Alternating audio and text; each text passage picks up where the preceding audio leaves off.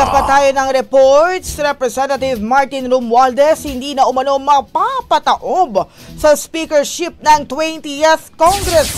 Dating Pangulong Arroyo at campaign manager ni VP Sara kabilang sa sumuporta. Brigada Haji Caaminio, ibrigada mo! Brigada Live Report! Siguradong sigurado na ang paghalal kay late 1st District Representative Martin Romualdez bilang Speaker ng Kamara sa 20th Congress. Itong inihayag ni Iloilo 1st District Representative Janet Garin matapos kumpirmahin na umabot na sa 291 congressmen ang lumagda sa Manifesto of Support para kay Romualdez.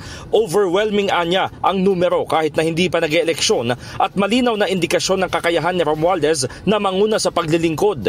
Binanggit ni Garin na kabilang sa mga ikinagulat niya na pumirma sa manifesto sina dating Pangulong Gloria Macapagal Arroyo, anak ni Bacolod Representative Albi Benitez na si Negros Occidental Representative Javi Benitez, kinatawan ng Malasakit Party List na iniuugnay kay Senador Bongo at ang dating campaign manager ni Vice President Sara Duterte na si Davao Occidental Representative Claude Bautista.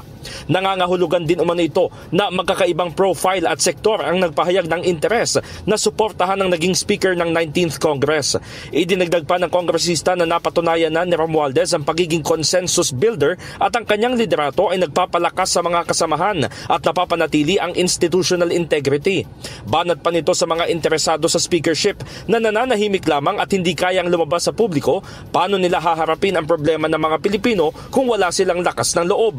Hindi umano maaaring iluklok sa pwesto ang mga kakilala lamang at bibigyan ng posisyon para maiwasan ng gulo dahil ang kailangan ay maipipresenta ang sarili sang-ayon sa kakayahan at historical performance.